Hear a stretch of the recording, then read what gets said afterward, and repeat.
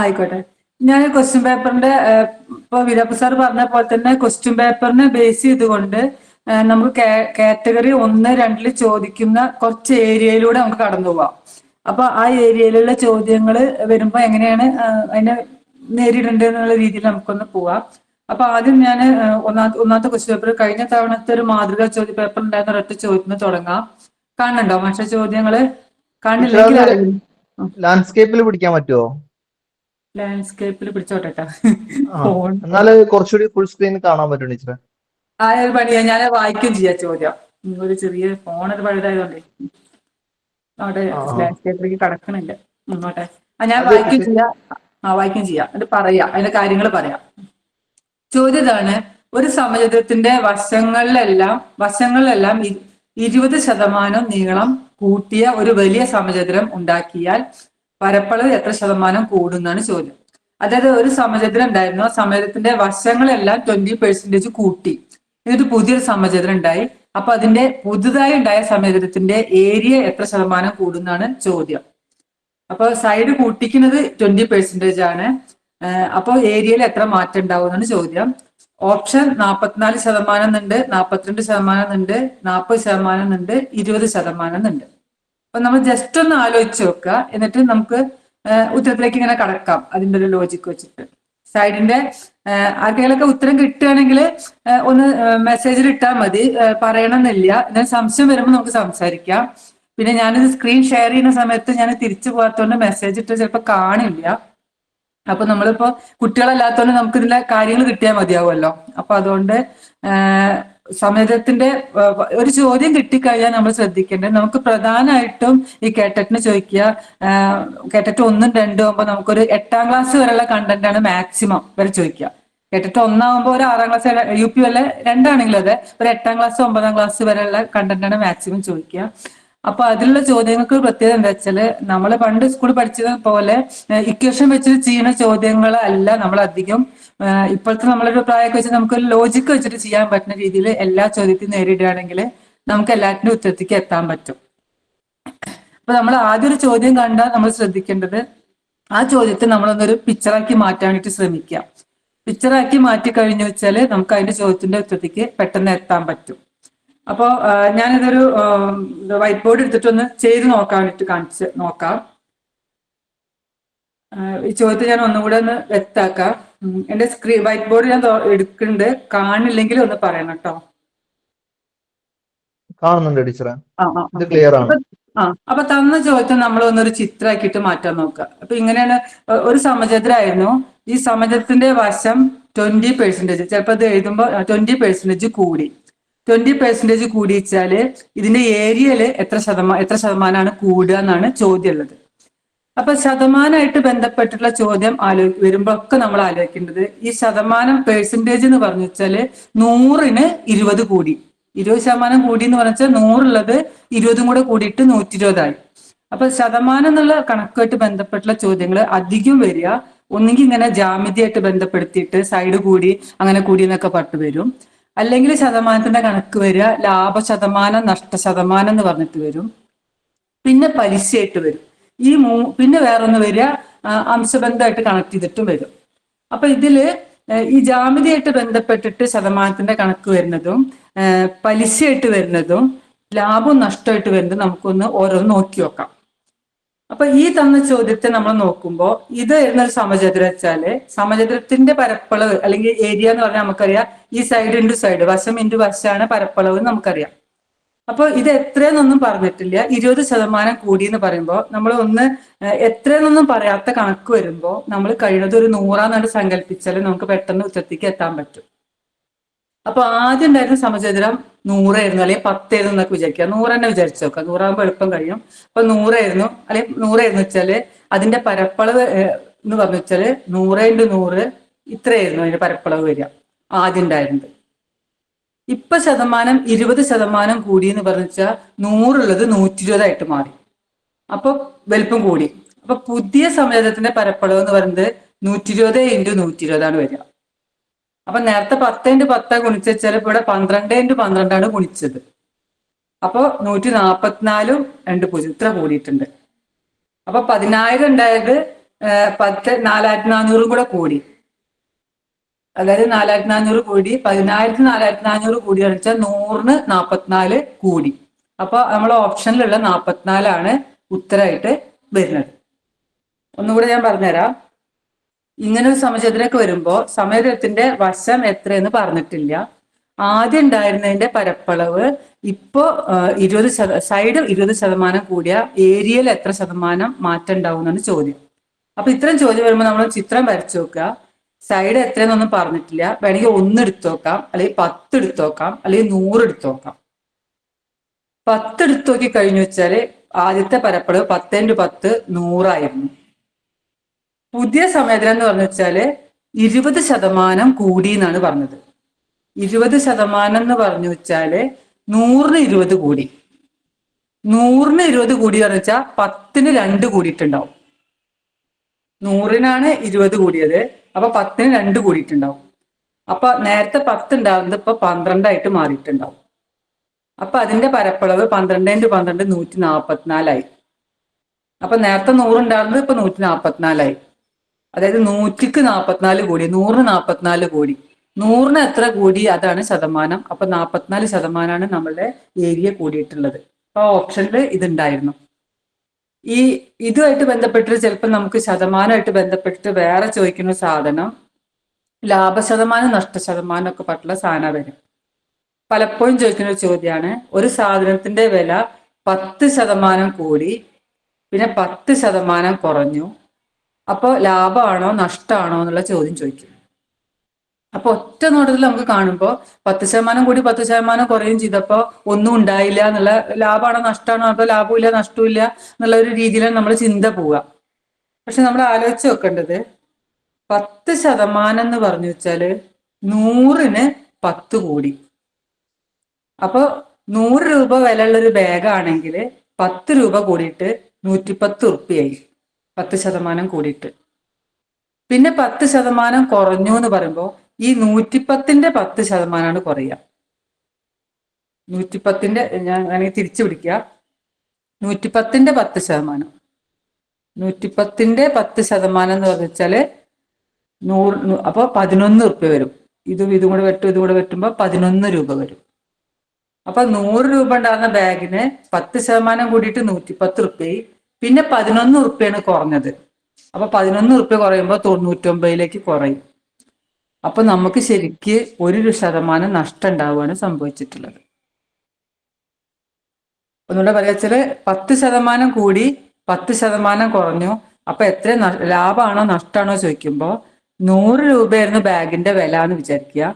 10% കൂടി എന്ന് പറഞ്ഞാൽ 100-ന് 10 ഉറുപ്പ്യ കൂടിയിട്ട് 110 ഉറുപ്പ്യായി. പിന്നെ അതിന്റെ 10%, 110-ന്റെ 10%.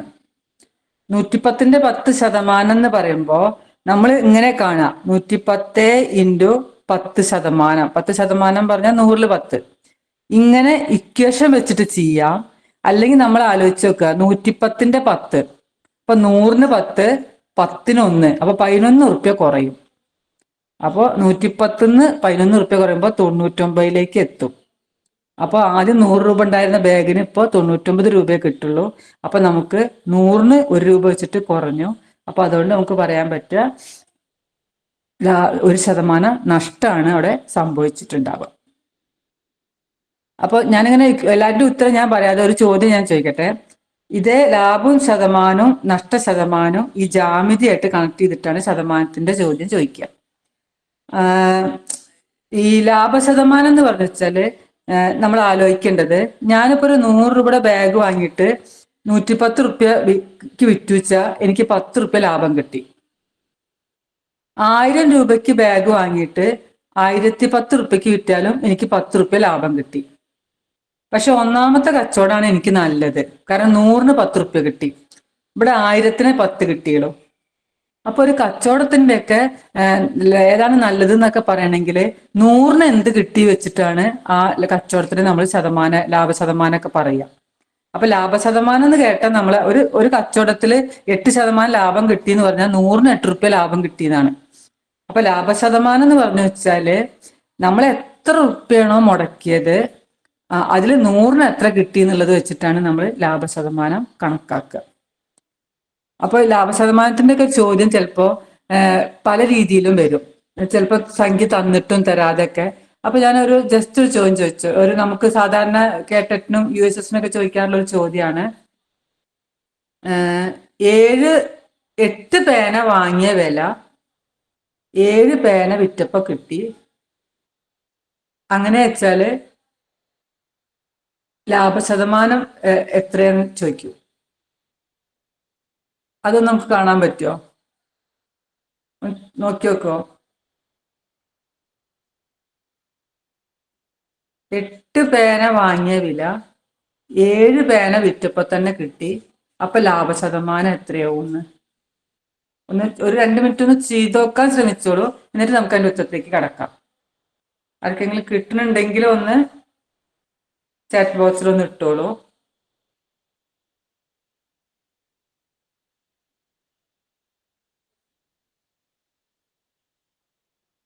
എട്ട് പേന വാങ്ങിയ വില 7 പേന വിറ്റപ്പോ കിട്ടി.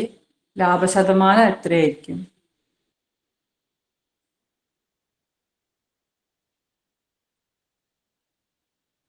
സാധാരണ നമ്മൾ ലാഭശതമാനമൊക്കെ കാണുമ്പോൾ ഒന്നിന്റെ വില കണ്ടിട്ട് ഒന്നിന് എത്ര ലാഭം കിട്ടി ആ രീതിയിലൊക്കെ നമ്മൾ കാണും. എങ്ങനെ ഞാൻ ചെയ്യേണ്ടത്? ഞാനിങ്ങനെ ചോദ്യം പറഞ്ഞിട്ട് ഞാൻ ഉത്തരം പറയാനോ അതോ ചെയ്യാനുള്ള സമയം ഇടണോ? എങ്ങനെ നിങ്ങളൊരു അഭിപ്രായം പറയോ? ഓൺലൈനായി മാഡം ക്വസ്റ്റ്യൻ ഇട്ടോളൂ, എന്നിട്ട് നമുക്ക് ചെയ്തിട്ട് അങ്ങോട്ട് പറയാം. ആ അതല്ലേ. എല്ലാരും ചെയ്തു നോക്കാനുള്ള സമയം കൊടുക്കാം അല്ലേ? Yes yes yes. ആ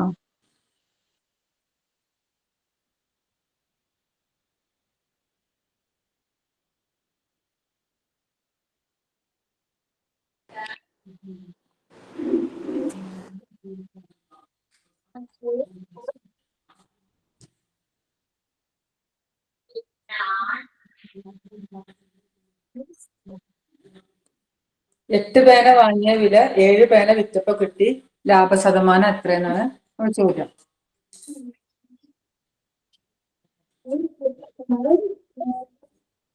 പല ഓപ്ഷനും ഉണ്ടാവും. എട്ടിലൊന്നാണോ 7-1 അങ്ങനെ ഒരു കൺഫ്യൂഷൻ ഉണ്ടാവും. ഇതിൽ ഏതാണ് ശരി എന്നാണ് നമ്മള് ഓപ്ഷനിൽ ഇപ്പൊ 8-1 ഉണ്ടാവും, 7-1% അങ്ങനെയൊക്കെ ഉണ്ടാവും.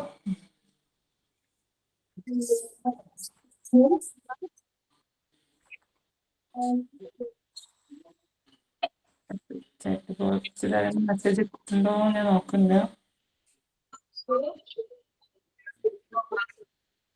വേറെ ആരോ മൈക്ക് ഓൺ ചെയ്തിട്ടുണ്ടോനെ. നമുക്ക് നോക്കാം.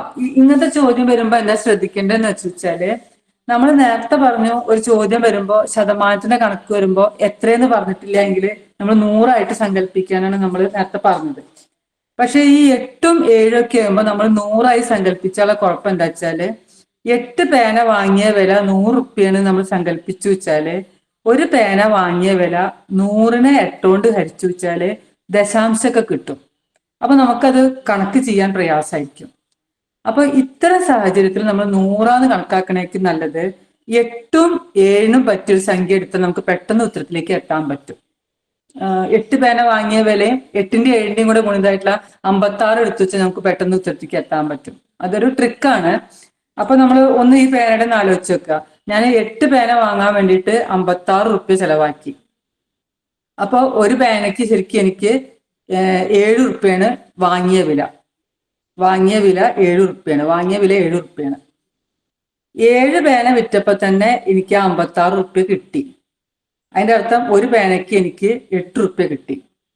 അപ്പൊ വിറ്റ വില എന്ന് പറഞ്ഞത് 8 റുപ്യാണ്. അപ്പൊ വാങ്ങിയത് 7 റുപ്യാണ്, വിറ്റത് 8 റുപ്യക്കാണ്. അപ്പൊ എനിക്ക് ലാഭം കിട്ടിയത് 1 റുപ്യ ലാഭം കിട്ടി.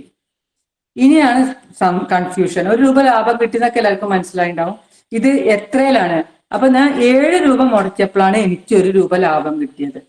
അപ്പോ 7-1 എനിക്ക് ലാഭം കിട്ടിയത്. 7-1%. ഈ ഓപ്ഷനും ഉണ്ടാവും, 8-1% എന്നുള്ള ഓപ്ഷനും ഉണ്ടാവും. അപ്പൊ പലപ്പോഴും നമുക്കത് കൺഫ്യൂഷൻ വരും.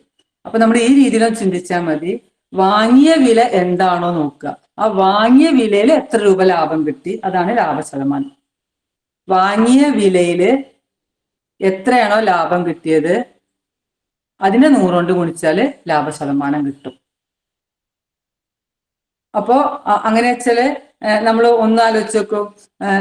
4 ഓറഞ്ച് വാങ്ങിയ വില, 5 ഓറഞ്ച് വാങ്ങിയ വില 4 ഓറഞ്ച് വിറ്റു. അപ്പൊ ലാഭശതമാനം എത്രയോ നമ്മൾ ചെയ്തു നോക്കി നോക്കൂ. 5 ഓറഞ്ച് വാങ്ങിയ വില 4 ഓറഞ്ച് വിറ്റപ്പോ കിട്ടി. അപ്പൊ എനിക്ക് എത്ര ശതമാനം ലാഭം കിട്ടിയിട്ടുണ്ട്?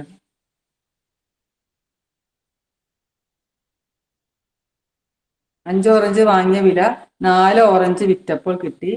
ലാഭശതമാനം എത്ര?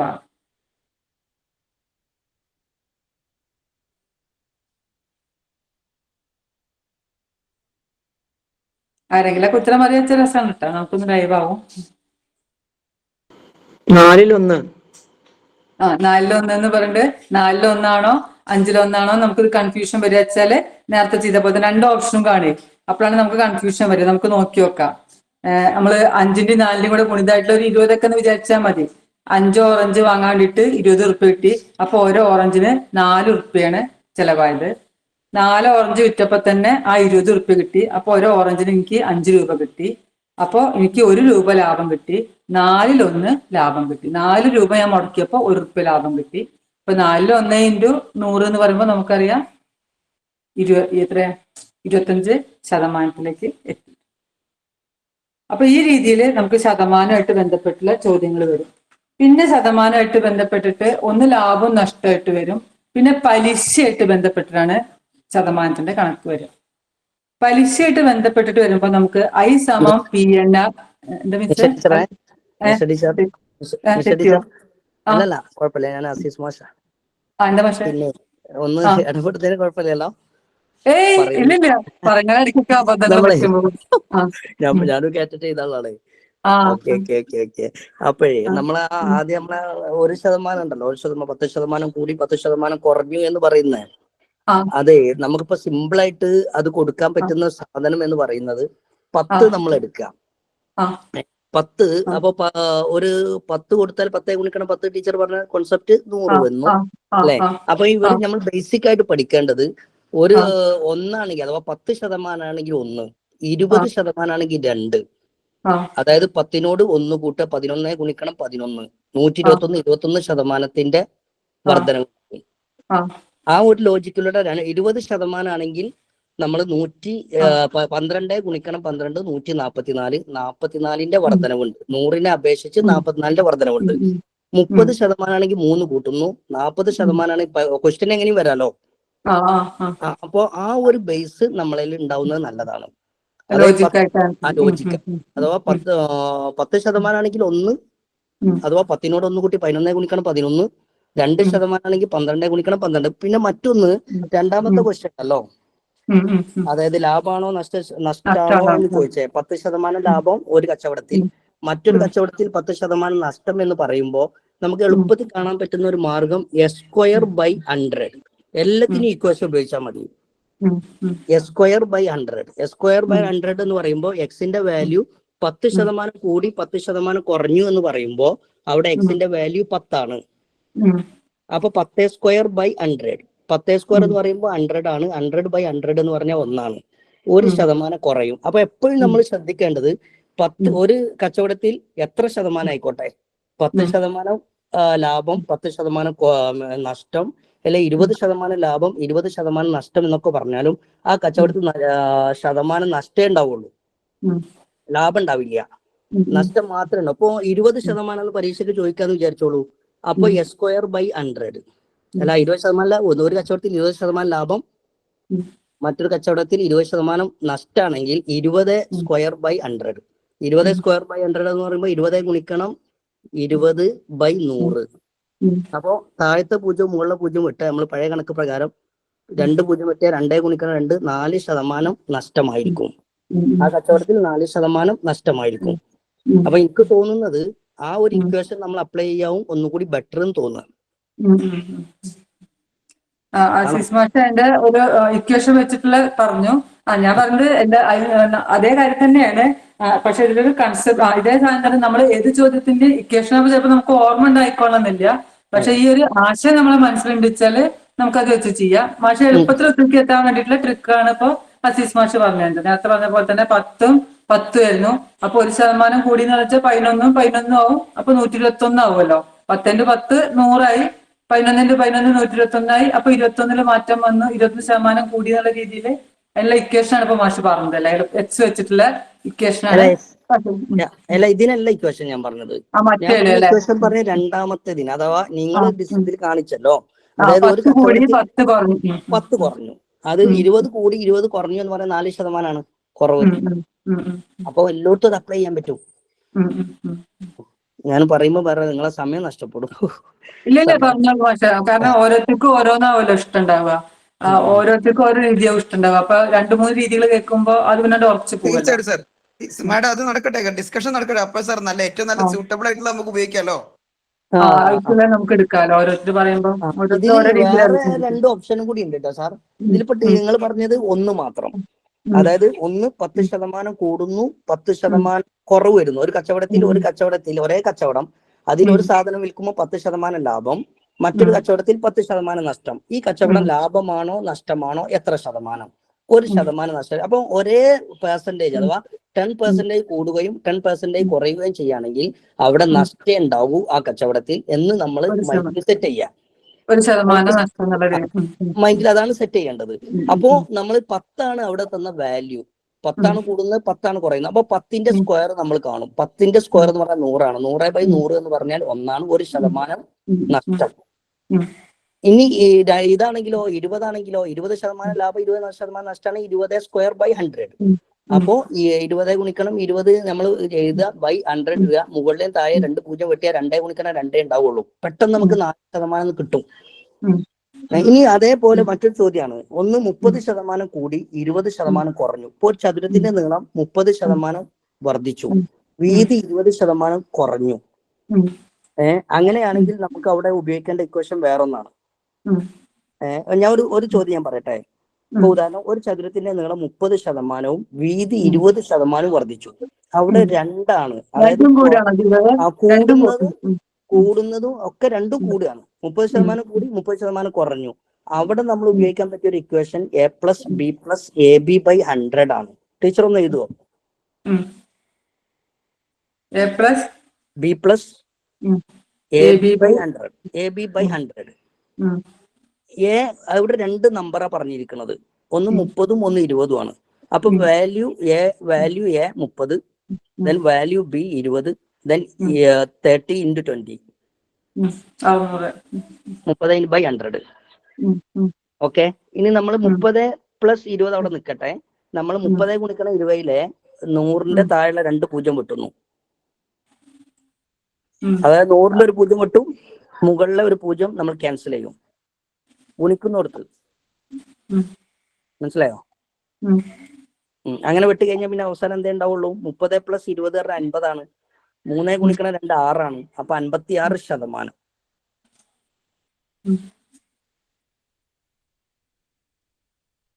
അല്ലേ?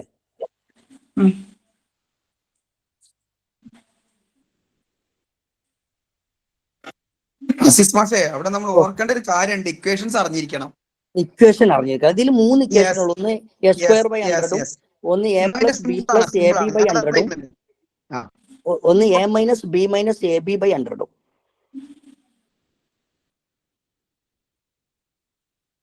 ആ a - b - ab / 100 വരുന്നത് എന്താ വെച്ചാൽ 20% ഒരു കച്ചവടക്കാരൻ വില കൂട്ടി, എന്നിട്ട് അദ്ദേഹം എന്ത് ചെയ്യാണ്? 10% ഡിസ്കൗണ്ട് കൊടുക്കുകയാണ്, അഥവാ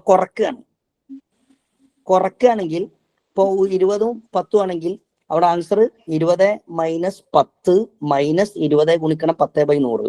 അപ്പൊ 20ന്ന് 10 കുറച്ചാൽ 10 ആണ്. 20 ഗുണിക്കണം 10/100 എന്ന് പറഞ്ഞാൽ 2 ആണ്. 10ന്ന് 2 കുറച്ചാൽ 8% ആണ്.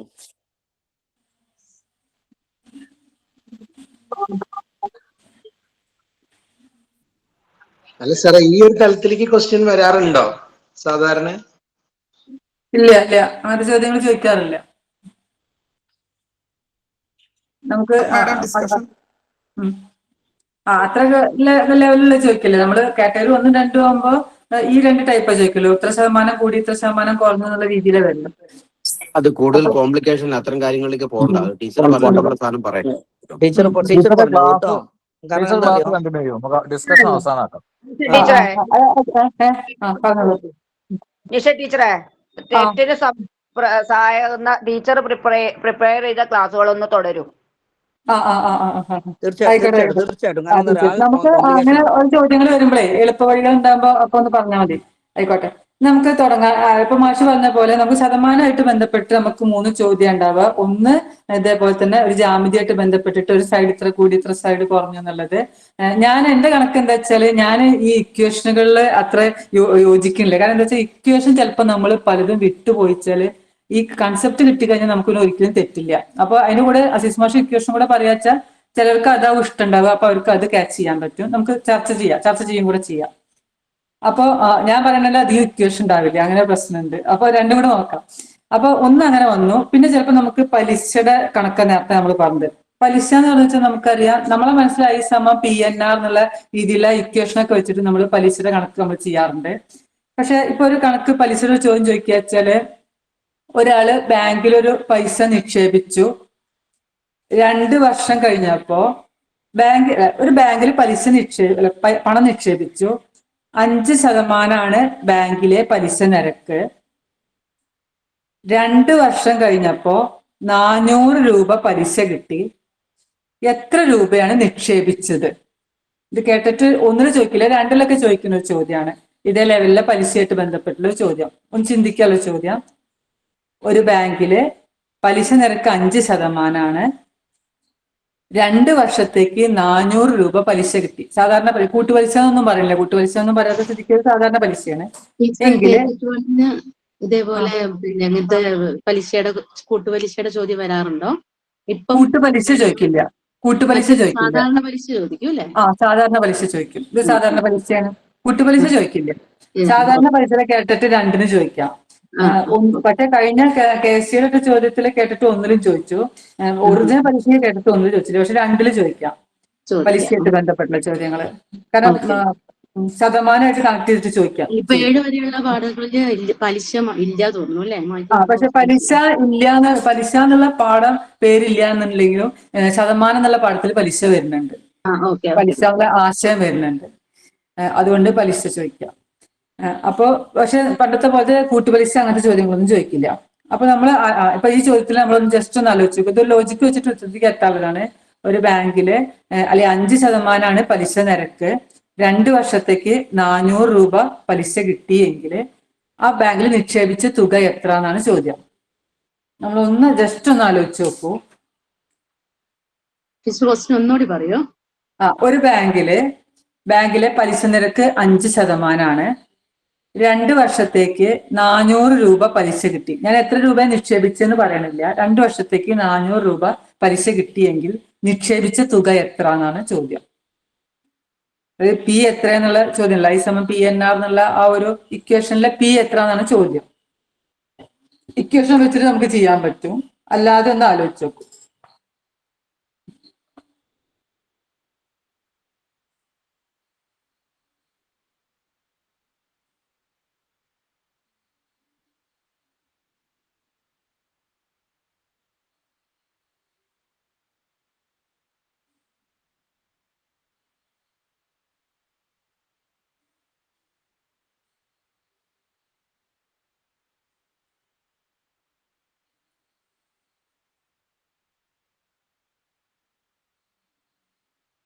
കിട്ടിയ ആർക്കെങ്കിലും? 4000. നമുക്കൊന്ന് നോക്കി നോക്കാം, ചെയ്ത് നോക്കി നോക്കാം. ഈ ചോദ്യത്തിൽ നമ്മൾ ചോദ്യം കിട്ടുമ്പോൾ പലിശയായിട്ട് ബന്ധപ്പെട്ടിട്ട് ബാങ്കുമായിട്ട് ബന്ധപ്പെട്ട കണക്ക് വരുമ്പോൾ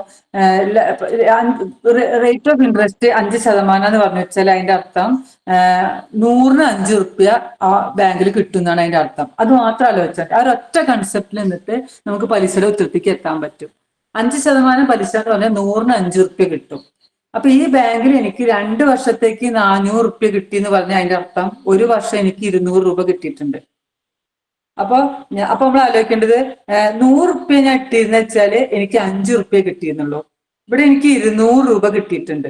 അപ്പൊ ഞാൻ എത്ര രൂപ ഇട്ടിട്ടുണ്ടാവും ഇതിന്ന് ഇങ്ങനെ ഒന്ന് വരച്ചു നോക്കിയിട്ട് നമുക്ക് കണ്ടുപിടിക്കാൻ പറ്റും. ഒന്ന് വൃത്തിയിൽ എഴുതിയാച്ചാല് 5% ബാങ്കിലെ പലിശ നിരക്ക്. 2 വർഷത്തേക്ക് 400 രൂപ എനിക്ക് കിട്ടിയിട്ടുണ്ട്. അപ്പൊ 1 വർഷം എനിക്ക് 200 രൂപ പലിശ കിട്ടിയിട്ടുണ്ട്. അത്രയും ചിന്തിക്കുക ആ ചോദ്യത്തിൽ നിന്ന്. അപ്പൊ ഞാൻ 100 റുപ്യ കിട്ടിയിരുന്ന വെച്ചാൽ എനിക്ക് 5 റുപ്യാണ് അവിടെ കിട്ടിയിരുന്നുള്ളൂ, പലിശ കിട്ടിയിരുന്നു. പക്ഷെ എനിക്ക് ഇവിടെ 200 രൂപ പലിശ കിട്ടി. അതിന്റെ അർത്ഥം ഒരു 100-ന് 5 വെച്ചിട്ട് എത്ര തവണ ഗുണിച്ചാൽ 5-ന് എത്ര കൊണ്ട് ഗുണിച്ചാലേ 200 ആവുക? 5 എത്ര തവണ? ഒരു 100-ന് 5 റുപ്യ കിട്ടിയിട്ടുണ്ടാവും. അപ്പൊ 2 100 2 5 റുപ്യ കിട്ടിയിട്ടുണ്ടാവും. 3 100 3 5 റുപ്യ കിട്ടിയിട്ടുണ്ടാവും. ആ രീതിയിലൊന്ന് ആലോചിച്ച് വെക്കാം. അപ്പൊ 5 40 തവണ ഗുണിച്ചിട്ടാണ് 200 കിട്ടിയത്. അപ്പൊ 40, അപ്പൊ ഈ 100 അതുപോലെ 40 കൊണ്ട് ഗുണിച്ചാൽ മതി. അപ്പൊ 40 × 100 4000. നേരത്തെ മാഷ് പറഞ്ഞ പോലെ 4000 രൂപയാണ് ഞാൻ നിക്ഷേപിച്ചിട്ടുണ്ടാവുക. അല്ലെങ്കിൽ ഒന്നും കൂടി ആലോചിച്ച് നോക്കുക. 100-ന് 5 കിട്ടിയത്. അപ്പൊ ഞാൻ 1000 ഇട്ടിരുന്ന വെച്ചാല് എനിക്ക് 50 കിട്ടുമായിരുന്നു. ഇവിടേക്ക് 200 കിട്ടിയിട്ടുണ്ട്. അപ്പൊ 4 50 കിട്ടിയിട്ടുണ്ട്. അതിന്റെ അർത്ഥം ഞാൻ 4000 റുപ്യ ഇട്ടിട്ടുണ്ട്. അപ്പൊ 3 രീതിയിലാണ് പലിശയായിട്ട് ബന്ധപ്പെട്ട ചോദ്യങ്ങൾ വരിക.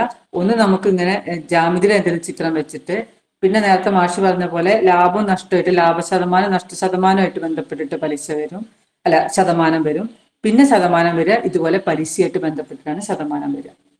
പിന്നെ ശതമാനത്തിന്റെ കാര്യത്തിൽ നമ്മളൊന്ന് ആലോചിക്കേണ്ടത് 30-ന്റെ 40% എന്ന് പറഞ്ഞു വെച്ചാല് 30 അതന്നെയാണ് 40-ന്റെ 30%. കാരണം 40 × 30-ഉം 30 × 40-ഉം ഒരേ ഉത്തരം തന്നെയാണല്ലോ. അപ്പോ ഒരു സംഖ്യയുടെ എ പറഞ്ഞ ഒരാളുടെ ബി ശതമാനം കണ്ടാലും ബി പറഞ്ഞ സംഖ്യയുടെ ശതമാനം കണ്ടാലും ഒരു ഉത്തരം കിട്ടുക എന്നുള്ളത് ഒന്ന് ആലോചിച്ച് നോക്കുക. അത് ശതമാനമായിട്ട് ബന്ധപ്പെട്ടിട്ട് വരും. പിന്നെ ചിലപ്പോൾ ക്ലാസ്സിലെ കുട്ടികൾ 40% ആൺകുട്ടികളാണ് എന്ന് പറയുമ്പോൾ ചിലപ്പോൾ ചോദിക്കും 40% ആൺകുട്ടികളാണ്. ഒരു ചോദ്യം കൂടെ, അങ്ങനത്തെ ചോദ്യം ചോദിച്ചു നോക്കുക, ഒന്ന് ആലോചിച്ച് നോക്കി. ഒരു ക്ലാസ്സിലെ 40% ആൺകുട്ടികളാണ്, പിന്നെ ബാക്കി പെൺകുട്ടികളാണ്. കാരണം ട്രാൻസ്ജെൻഡേഴ്സിന്റെ കാര്യം പറയണില്ല വെച്ചാൽ ബാക്കി മുഴുവൻ പെൺകുട്ടികളാണ്.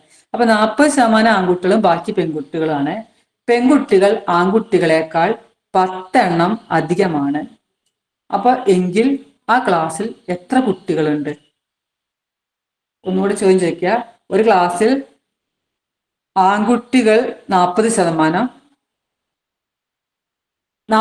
ആൺകുട്ടികളാണ്. അപ്പൊ ബാക്കി പെൺകുട്ടികളാണല്ലോ ഓൾറെഡി. പെൺകുട്ടികൾ ആൺകുട്ടികളെക്കാൾ 10 എണ്ണം അധികമുണ്ട്. എങ്കിൽ ആ ക്ലാസ്സിൽ എത്ര കുട്ടികൾ ഉണ്ടാവും? 50 നമുക്ക് നോക്കി നോക്കാം. 40% ആൺകുട്ടികളാ വെച്ചാൽ ബാക്കി 60% പെൺകുട്ടികളാണ്. അപ്പൊ 20% അധികം ഉണ്ട്. ഇവര് രണ്ടും കൂടെ തുല്യല്ല. 20% പെൺകുട്ടികളെ അധികം. അപ്പൊ ആ 20% ഞാൻ പറഞ്ഞു 10 കുട്ടികൾ അധികമാണെന്ന് പറഞ്ഞു. അപ്പൊ ഏതോ സംഖ്യയുടെ 100-ൽ 20 എണ്ണം എടുത്തപ്പോഴാണ് 10. 20% 10. അപ്പൊ 100% എത്ര? 100% ആണല്ലോ ടോട്ടൽ ആ ക്ലാസ്സിലെ കുട്ടികൾ ഉണ്ടാവുക. അപ്പൊ 20% എടുത്തപ്പോ 10 ഉണ്ട് വെച്ചാല് 100% എന്ന് പറഞ്ഞു വെച്ചാല് 20 5 പ്രാവശ്യം ഗുണിച്ചത്. ഇപ്പൊ 10-ന് 5 പ്രാവശ്യം ഗുണിച്ചാല് 50 കുട്ടികളുണ്ട്. വേറെ രീതിയിൽ ആലോചിക്കുക വെച്ചാല് 20% ഏതോ സംഖ്യയുടെ 20% 10. 100 ആയിരുന്നെങ്കിൽ 20% എടുത്താല് 20 കിട്ടുമായിരുന്നു. അപ്പൊ ഇവിടെ 50 ആണെങ്കിലാണല്ലോ 20% എടുക്കുമ്പോൾ 10 വരിക. അങ്ങനെ ലോജിക്ക് വെച്ചിട്ടും ചിന്തിക്കാൻ പറ്റും. പിന്നെ ശതമാനമായിട്ട് ചിന്തിക്കേണ്ടത് 50% എന്ന് പറഞ്ഞു വെച്ചാൽ പകുതി തന്നെയാണ്, 2-ൽ 1-ന് തുല്യമാണ്. 25% എന്ന് പറഞ്ഞു വെച്ചാൽ 4-ൽ 1-ന് തുല്യമാണ്. അതുപോലെ 75% എന്ന് പറഞ്ഞു വെച്ചാൽ 4-ൽ 3 3/4-ന് തുല്യമാണ്. പിന്നെ 8-ൽ 1 എന്ന് പറഞ്ഞാൽ 12.5% തുല്യമാണ്. അങ്ങനെ ആ ഭിന്നസംഖ്യ ശതമാനമായിട്ടൊന്ന് കണക്ട് ചെയ്തിട്ട് അതൊന്ന് നമ്മൾ മനസ്സിൽ ഓർത്താൽ മതി. അപ്പൊ ഈ 4 രീതിയിലാണ് ശതമാനമായിട്ട് ബന്ധപ്പെട്ടിട്ട് വരിക. ഒന്നുകിൽ ജാമിതിയായിട്ട് ബന്ധപ്പെട്ടിട്ട്, അല്ലെങ്കിൽ ലാഭം നഷ്ടമായിട്ട് ബന്ധപ്പെട്ടിട്ട്, അല്ലെങ്കിൽ പലിശയായിട്ട് ബന്ധപ്പെട്ടിട്ട്, അല്ലെങ്കിൽ ഇതേപോലെ എന്തെങ്കിലും ക്ലാസ്സിലെ കുട്ടികളുടെ എണ്ണം അനുപാതമൊക്കെ വെച്ചിട്ട് ഈ രീതിയിലാണ് ശതമാനമായിട്ട് ബന്ധപ്പെട്ടുള്ള ചോദ്യങ്ങൾ വരുന്നത്. ഇനി നമുക്ക് കഴിഞ്ഞ കേട്ടിട്ടുണ്ടാകുന്ന ഒരു ചോദ്യം കൂടെ നോക്കി വെക്കാം. നമ്മളെല്ലാവരും നോക്കി വെക്കും. പിന്നെ വേറൊന്ന് വരുന്ന സാധനമാണ് ഈ തീവണ്ടിയുടെ വേഗതയെ വെച്ചിട്ടുള്ള ചോദ്യം. ഇതിങ്ങനെ തിരിക്കുമ്പോൾ തിരിയണില്ല. അതിന് ഞാൻ ജസ്റ്റ് ഒന്ന് വായിച്ചു നോക്കാം. ട്രെയിനിന്റെ വേഗതയായിട്ട് ബന്ധപ്പെട്ട്, അപ്പൊ 1% എന്നുള്ള ഏരിയ കഴിഞ്ഞാൽ പിന്നെ നമ്മൾ ശ്രദ്ധിക്കേണ്ട ഒരു ഏരിയയാണ് ട്രെയിനിന്റെ വേഗതയായിട്ട് ബന്ധപ്പെട്ടിട്ട്. മണിക്കൂറിൽ 60 കിലോമീറ്റർ വേഗത്തിൽ ഓടുന്ന ഒരു ട്രെയിൻ അതേ ദിശയിൽ 42 കിലോമീറ്റർ ഓടുന്ന മറ്റൊരു ട്രെയിനിനെ മറികടക്കാൻ 1 മിനിറ്റ് സമയമെടുക്കും. ആദ്യത്തെ ട്രെയിന് 150 മീറ്റർ നീളമുണ്ടെങ്കിൽ രണ്ടാമത്തെ ട്രെയിനിന്റെ നീളം എത്ര എന്നാണ് ചോദ്യം. ഒന്നൊന്ന് വായിച്ചു, ഞാൻ ഒന്നുകൂടെ നോക്കി നോക്കൂ. ഇതിലെ 32ാമത്തെ ചോദ്യം. മണിക്കൂറിൽ 60 കിലോമീറ്റർ വേഗത്തിൽ ഓടുന്ന ഒരു ട്രെയിൻ അതേ ദിശയിൽ 42 കിലോമീറ്റർ ഓടുന്ന മറ്റൊരു ട്രെയിനിനെ മറികടക്കാൻ 1 മിനിറ്റ് സമയമെടുക്കും.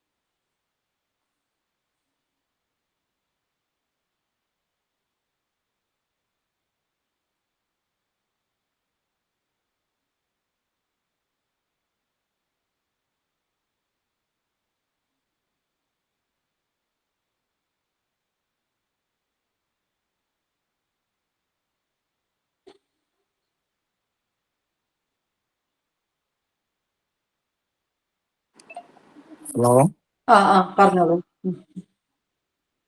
കിട്ടിയോ?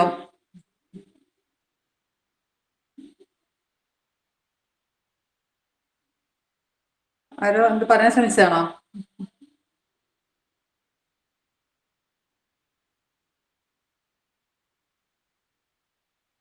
പറയട്ടെ, ഉത്തരം പറയട്ടെ എന്നാ. ഈ ട്രെയിനുമായിട്ട് ബന്ധപ്പെട്ട കണക്ക് വരുമ്പോ നമ്മൾ 2-3 കാര്യങ്ങൾ, വേഗതയായിട്ട് ബന്ധപ്പെട്ട കണക്ക് വരുമ്പോ ഒരു 3-4 ബേസിക് ആയിട്ടുള്ള കുറച്ച് കാര്യങ്ങൾ ഓർത്താൽ മതി. ഒന്ന്, നമ്മള് speed equal to distance by time, അല്ലെങ്കിൽ വേഗത ഈക്വൽ ടു ദൂരം ബൈ സമയം എന്നുള്ള ഇക്വേഷൻ വെച്ചിട്ട് നമുക്ക് ഉത്തരത്തേക്ക് എത്താൻ പറ്റും. അപ്പൊ വരുമ്പോ എന്താ വെച്ചാല് എന്താണ് ഈ ദൂരം വേഗതയൊക്കെ വരുമ്പോ ഒന്നെങ്കിൽ കിലോമീറ്റർ പെർ മണിക്കൂറിൽ ഇത്ര കിലോമീറ്റർ, അല്ലെങ്കിൽ മീറ്റർ പെർ സെക്കൻഡ്, ഒരു സെക്കൻഡിൽ ഇത്ര മീറ്റർ. സെക്കൻഡ് ആകുമ്പോൾ നമ്മൾ കുറച്ച് ദൂരമല്ലേ പോലും, അപ്പൊ ഇത്ര മീറ്റർ ഒക്കെ സഞ്ചരിക്കുള്ളൂ. ആ രീതിയിൽ ആലോചിച്ചാൽ മതി. ഇങ്ങനെ 2 അളവിൽ ചിലപ്പോ വേഗത ദൂരം പറയും. അപ്പൊ ഒരു വണ്ടിയുടെ ശരാശരി വേഗത എന്ന് പറഞ്ഞു വെച്ചാൽ അതിന്റെ അർത്ഥം വണ്ടി പല സ്പീഡിലാവും പോകുണ്ടാവുക, 1 മണിക്കൂറിൽ എത്ര ദൂരം സഞ്ചരിക്കുന്നു, അതാണ് വണ്ടിയുടെ ശരാശരി വേഗത. ആ ഒരൊറ്റ കൺസെപ്റ്റ് നിന്നിട്ട് ഈ ഇക്വേഷൻ ഓർക്കാതെ നമുക്ക് ഇതിന്റെ ഉത്തരത്തിലേക്ക് എത്താൻ പറ്റും. അതിന്റെ ലോജിക് ഒന്ന് ആലോചിച്ച് വെച്ചാൽ, ഇവിടെ ഒരു ട്രെയിൻ 60 കിലോമീറ്റർ പെർ മണിക്കൂർ വേഗത്തിലാണ് ഓടുന്നത് എന്ന് പറഞ്ഞു വെച്ചാൽ അതിന്റെ അർത്ഥം 1 മണിക്കൂർ കിട്ടിയത് 60 കിലോമീറ്റർ പോകും. അതേ ദിശയിൽ തന്നെ രണ്ടാമത്തെ ട്രെയിൻ 42 കിലോമീറ്റർ പെർ മണിക്കൂറിലാണ് പോണത് എന്ന് പറഞ്ഞാൽ അതിന്റെ അർത്ഥം ആ വണ്ടി 1 മണിക്കൂർ കിട്ടിയാൽ 42 കിലോമീറ്റർ പോകും. ഇത് ആലോചിച്ച് വെക്കാം. ഇനി രണ്ടും ഒരേ ദിശയിലാണ് പോണെച്ചാൽ നമുക്കറിയാം, രണ്ടും ഒരേ സ്പീഡിൽ പോവാച്ചാൽ ഇവിടെ നിന്ന് നോക്കുന്ന ആൾക്ക് ഇയാൾ സഞ്ചരിക്കുന്നില്ല എന്നാ തോന്നുള്ളൂ. ഒരേ സ്പീഡിൽ കൂടെ വരുന്നുണ്ട് വെച്ചാല് നമ്മൾ റിലേറ്റീവ് സ്പീഡ് എന്ന് പറയും. അപ്പൊ ഒരേ ദിശയിലെ രണ്ടും പോണെച്ചാല് ഒരാൾ 60-ലും പോവുക, ഒരാൾ 42-ലും പോവച്ചാല് ഒരു 18-ല് പോണ ഫീലിംഗ് അവർക്ക് ഉണ്ടാവുള്ളൂ.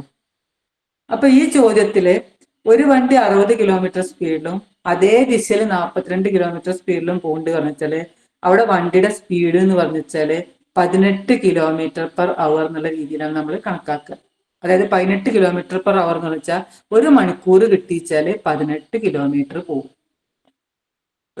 18 കിലോമീറ്റർ ദൂരം സഞ്ചരിക്കും.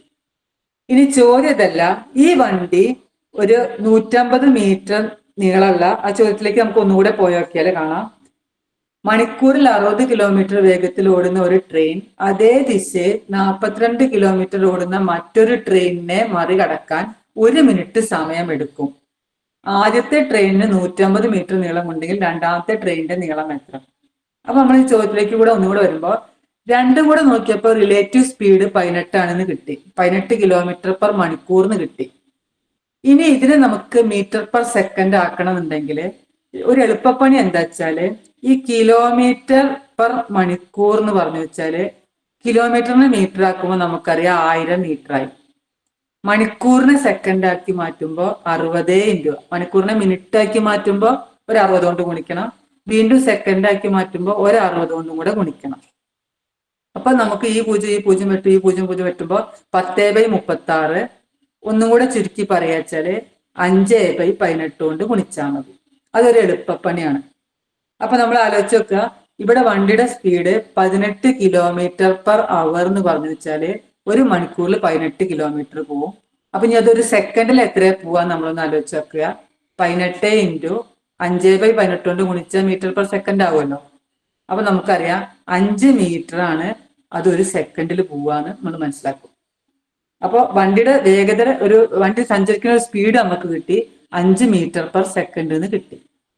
ഇനി നമ്മൾ ആലോചിക്കേണ്ടത് ഒരു ട്രെയിൻ ഇവിടെ നിന്ന് രണ്ടാമത്തെ ട്രെയിൻ ഉണ്ട്, ഇത് മറ്റാളെ മറികടക്കുക എന്ന് പറയുമ്പോൾ ഇതിന്റെ അറ്റം ഇതിന്റെ ഈ അറ്റത്തേക്ക് വരുമ്പോൾ ഈ 2 ട്രെയിനിന്റെ നീളം കൂട്ടണം.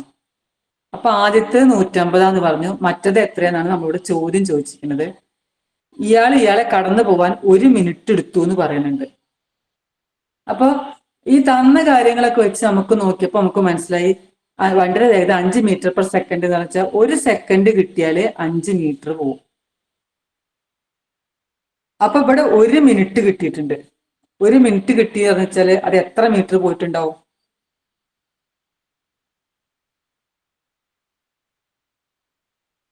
ഒരു സെക്കൻഡിൽ 5 മീറ്റർ പോയിട്ടുണ്ടാവും. അപ്പൊ 1 മിനിറ്റ് എന്ന് പറഞ്ഞു വെച്ചാല് എത്ര മീറ്റർ പോയിട്ടുണ്ടാവും? 1 മിനിറ്റ് എന്ന് പറയുമ്പോ എത്ര സെക്കൻഡ് ഉണ്ട്? 300 മീറ്റർ. 1 മിനിറ്റ് പറഞ്ഞാൽ 60 സെക്കൻഡ് ഉണ്ടല്ലോ.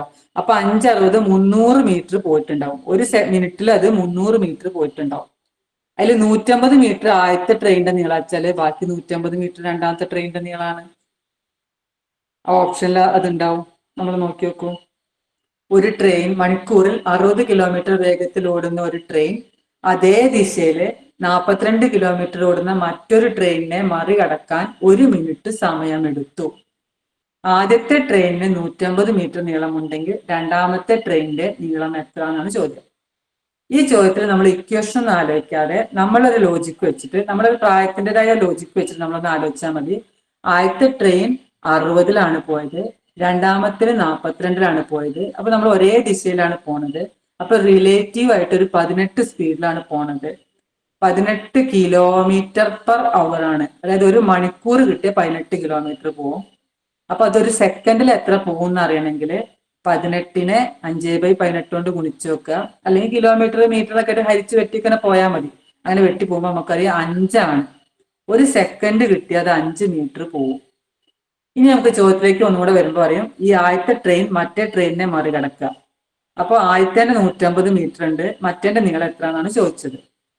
അപ്പൊ നമ്മളൊക്കെ ഇവിടെ കിട്ടി 1 സെക്കൻഡ് കിട്ടിയ ഇത് 5 മീറ്റർ പോകും. ഇത് 1 മിനിറ്റ് എടുത്തു എന്നാണ് പറയുന്നത്. അപ്പൊ 1 സെക്കൻഡ് വെച്ചാൽ 5 മീറ്ററേ പോവുള്ളൂ. ഇവിടെ 1 മിനിറ്റ് എന്ന് പറഞ്ഞ വെച്ചാൽ 60 സെക്കൻഡ് എടുത്തിട്ടുണ്ട് ഇത് കടന്നു പോകാൻ വേണ്ടിയിട്ട്. 60 സെക്കൻഡ് എടുത്തു എന്ന് പറഞ്ഞ വെച്ചാൽ 65, അതായത് 300 മീറ്റർ പോയിട്ടുണ്ട്. അതിൽ 150 മീറ്റർ ആദ്യത്തെ ട്രെയിൻ ആണെങ്കിൽ ബാക്കി 150 മീറ്റർ രണ്ടാമത്തെ ട്രെയിൻ ആവും. അപ്പൊ ട്രെയിനുമായിട്ട് ബന്ധപ്പെട്ടിട്ട് കണക്ക് വരുമ്പോൾ 2-3 രീതിയിലാണ് ചോദിക്കുക. ഒന്നെങ്കിൽ ട്രെയിനിന്റെ അങ്ങോട്ട് പോണത് അതേ സ്പീഡിൽ തന്നെ പോവുക വെച്ചാൽ രണ്ടും തമ്മിൽ കുറയ്ക്കുക ചെയ്യുക. ഒന്ന് 60-ഉം ഒന്നിന് 42-ലും പോകുമ്പോൾ 18-ആണ് സ്പീഡ്. ഇനി ഒരു ട്രെയിൻ അങ്ങോട്ട് 60-ൽ പോവുക, വേറെ ട്രെയിൻ ഇങ്ങോട്ട് 30-ൽ വരിക വെച്ചാൽ നമുക്ക് ഇരട്ടി സ്പീഡ്. ഒരാൾ അങ്ങോട്ട് പോകുക, ഒരാൾ ഇങ്ങോട്ട് പോകുമ്പോൾ എക്സ്ട്രാ സ്പീഡ്. അപ്പൊ 60-ഉം 30-ഉം കൂടെ കൂട്ടിയിട്ട് റിലേറ്റീവ് സ്പീഡ് 90 നമുക്ക് ഫീൽ ചെയ്യാം. അപ്പോൾ ട്രെയിൻ ഓപ്പോസിറ്റ് പോണെന്ന് വെച്ചാൽ 2 റിലേറ്റീവ് ആയിട്ട് കാണണമെങ്കിൽ രണ്ടും കൂടെ കൂട്ടേണ്ടി വരും. ഒരേ സൈഡിലെ പോണെന്ന് വെച്ചാൽ കുറയ്ക്കേണ്ടി വരും. പിന്നെ ട്രെയിനിന്റെ കാര്യത്തിൽ ആലോചിക്കുന്നുണ്ട്, ഒരാളേനെ കടന്നു പോവുക വെച്ചാല് ട്രെയിനിന്റെ നീളം മാത്രം നോക്കിയാൽ മതി. നേരെ മറിച്ച് ഒരു പാലം അല്ലെങ്കിൽ ഇവര് പരസ്പരം കടന്നു പോവുകയൊക്കെ ചെയ്യുമ്പോൾ രണ്ടിന്റെ നീളം പാലത്തിന്റെ നീളമൊക്കെ കൂട്ടേണ്ടി വരും. അപ്പൊ ട്രെയിനുമായിട്ട് ബന്ധപ്പെട്ടിട്ട് സാധാരണ ചോദിക്കുക ഇങ്ങനെ പാലം കടന്നു പോണത് അല്ലെങ്കിൽ പരസ്പരം കടന്നു പോണത്, അങ്ങനത്തെ ചോദ്യങ്ങൾ ചോദിക്കുക. അല്ലെങ്കിൽ ഒരാളെ ഇലക്ട്രിക് പോസ്റ്റ് കടന്നു പോകുന്നത്, ഇലക്ട്രിക് പോസ്റ്റും ആളൊക്കെ ആകുമ്പോൾ അവരേനെ നെഗ്ലിജിബിൾ ആയിട്ട് എടുത്താൽ മതി. ആ ട്രെയിനിന്റെ നീളം മാത്രം കൂട്ടിയാൽ മതി. അപ്പോ നമ്മൾ ചിന്തിക്കേണ്ട ഒരു കാര്യം എന്താ വെച്ചാല് ഈ speed equal to distance by time എന്നുള്ള ഇക്വേഷൻ ഒക്കെ വെച്ചിട്ട് ചെയ്യാൻ അറിയണവർ അങ്ങനെ ചെയ്യാം. അങ്ങനെ ചെയ്യാൻ അറിയാത്തവർ ഈ ഒരൊറ്റ കാര്യം എന്താ വെച്ചാൽ മതി, ശരാശരി വേഗത എന്ന് പറഞ്ഞാൽ ഒരു മണിക്കൂറിൽ എത്ര സഞ്ചരിക്കുന്നു അതാണ് തന്ന സ്പീഡ്. ആ ഒരു ചിന്തയിൽ നിന്നിട്ട് നമ്മൾ ഈ ചോദ്യത്തിന്റെ ഉച്ചത്തേക്ക് നമുക്ക് ഇങ്ങനെ കെട്ടഴിച്ച് പോയ ഉച്ചത്തേക്ക് എത്താൻ പറ്റും. ചിലപ്പോ ചോദിക്കാം മേഡം, ഞാനൊരു ഇക്വേഷൻസിന്റെ ഒരു ട്രിക്ക് പറഞ്ഞു നോട്ടെ. ഞാൻ ക്ലാസ്സിൽ കേട്ടതാണ്. ഒരു ത്രികോണം മേഡം, ഒരു ത്രികോണത്തെ നമ്മൾ വേറെ പകുതിയാക്കുന്നു, അതിനെ വീണ്ടും ഡിവൈഡ് ചെയ്യുന്നു. അപ്പൊ DST എന്നൊരു ഇക്വേഷൻ ഉപയോഗിച്ച് നമുക്ക് എല്ലാ ഭാഗം കണ്ടുപിടിക്കാൻ പറ്റും. അതായത് speed is equal to distance by time. Distance equal to speed into time, ആ time is equal to distance by speed. ഉം, ഉം, ഇങ്ങനെ ഒരു ഇക്വേഷൻ ഉപയോഗിച്ച് നമുക്കത് വേഗത്തിൽ കണ്ടുപിടിക്കാൻ കഴിയില്ലേ? ഉം. ഈ അതൊരു ചോദ്യത്തിന്റെ ഇക്വേഷൻ ആണ്. ഒരു ത്രികോണം മനസ്സിൽ സങ്കല്പിക്കണം. ഉം.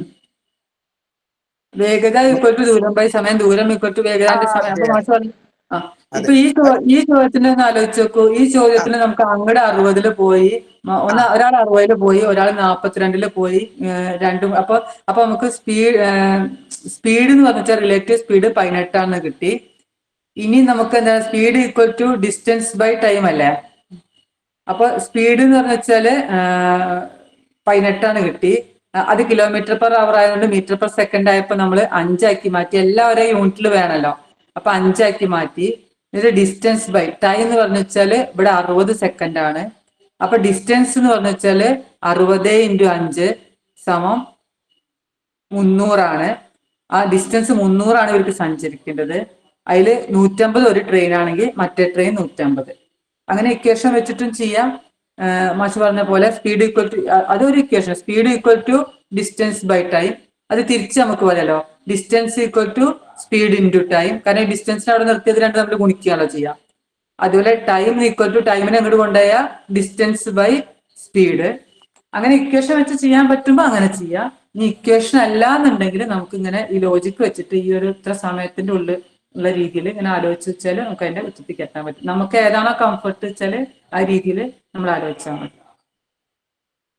പിന്നെ വേറെ എന്താ പറയണ്ട?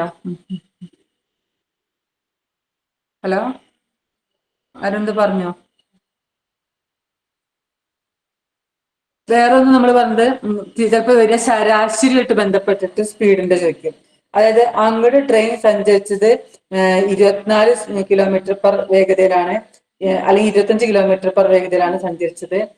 തിരിച്ച് എന്താ അല്ലെങ്കിൽ വേറെ ഉദാഹരണം പറയാം, അങ്ങോട്ട് 50 കിലോമീറ്റർ പെർ സ്പീഡിലും ഇങ്ങോട്ട് 40 കിലോമീറ്റർ പെർ സ്പീഡിലും സഞ്ചരിച്ചു. അപ്പൊ ശരാശരി വേഗത എത്ര ചോദിക്കുമ്പോൾ നമ്മൾ ചിലപ്പോൾ സാധാരണ ശരാശരി കാണുമ്പോൾ നമ്മൾ 50 40 കൂടെ കൂട്ടിയിട്ട് 90/2 45 എന്ന് വെച്ചിട്ടാണ് നമ്മൾ ശരാശരി കാണുക. പക്ഷെ വേഗതയുടെ കണക്കിൽ ശരാശരി കാണുമ്പോൾ അങ്ങനെ കാണാൻ പറ്റില്ല. അങ്ങോട്ട് 50 സ്പീഡിൽ പോയി എന്ന് പറഞ്ഞാൽ അതിന്റെ അർത്ഥം അങ്ങോട്ട് സഞ്ചരിച്ച ദൂരം x ആവും. അപ്പൊ അത് 50 സ്പീഡിൽ പോയി എന്ന് പറഞ്ഞു വെച്ചാല് അതിനെടുത്ത സമയം H by time. Speed equal to distance by time ആണല്ലോ. അപ്പൊ time equal to distance by speed ആണല്ലോ. അപ്പോ അങ്ങോട്ട് എടുത്തത് 50, h/50 സമയവും എടുത്തിട്ടുണ്ടാവുക. h ദൂരം സഞ്ചരിച്ചത് 50 പോയത്. ഇങ്ങോട്ട് ആ h ദൂരം തന്നെ സഞ്ചരിച്ചത് 40 അങ്ങോട്ട് എടുത്ത സമയം T1 ഇങ്ങോട്ട് എടുത്ത സമയം T2 ആണെങ്കിൽ രണ്ടും വ്യത്യാസം ഉണ്ടാവും. അങ്ങോട്ട് എടുത്ത സമയം T1 എന്ന് പറഞ്ഞു വെച്ചാൽ h/50 ആവും. ഇങ്ങോട്ട് അത്ര അതിലും കൂടുതൽ സമയം എടുത്തിട്ടുണ്ടാവും. കാരണം ഇങ്ങോട്ട് മെല്ലല്ലേ വന്നത്, 40 വന്നത്. അപ്പൊ h/40 ആവും എടുത്തിട്ടുണ്ടാവും. ഇങ്ങോട്ട് എടുത്ത സമയം കൂടുതൽ സമയം എടുത്തിട്ടുണ്ടാവും. അപ്പോ ഇതിന്റെ ശരാശരി വേഗത എന്ന് പറഞ്ഞത് ആകെ സഞ്ചരിച്ച ദൂരത്തിനെ ആകെ സമയം കൊണ്ട് ഹരിക്കണം. അപ്പോ അങ്ങോട്ടും ഇങ്ങോട്ടും കൂടെ 2h സഞ്ചരിച്ചിട്ടുണ്ടാവും. ഇങ്ങോട്ട് എടുത്ത സമയം h/50 മറ്റത് h/40 ആവും. എന്നിട്ട് ഇത് കൂട്ടിയിട്ട് കാണുമ്പോൾ നേരത്തെ കണ്ട പോലെ 45 അല്ല കിട്ടുക. അപ്പോൾ ഈ സ്പീഡിന്റെ കാര്യത്തിൽ ശരാശരി വരുമ്പോൾ നമ്മൾ രണ്ട് കൂടെ കൂട്ടിയിട്ട് എണ്ണം കൊണ്ട് ഹരിക്കരുത്. അപ്പൊ സ്പീഡിന്റെ കാര്യത്തിൽ അത് തെറ്റും. ബാക്കി എല്ലായിടത്തും നമ്മൾ ശരാശരി കാണണമെങ്കിൽ എല്ലാം കൂടെ കൂട്ടിയിട്ട് എണ്ണം കൊണ്ട് ഹരിച്ചാൽ എത്താൻ പറ്റുന്നുണ്ടാവും.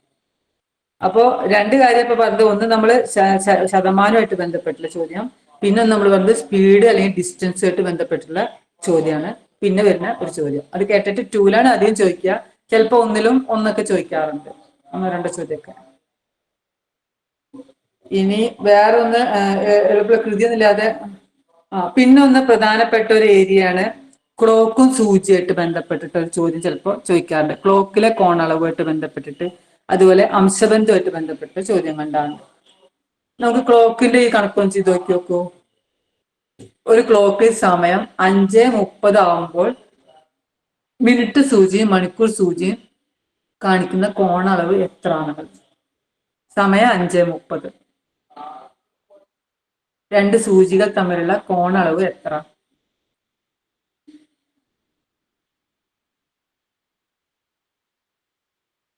അഞ്ച് 30.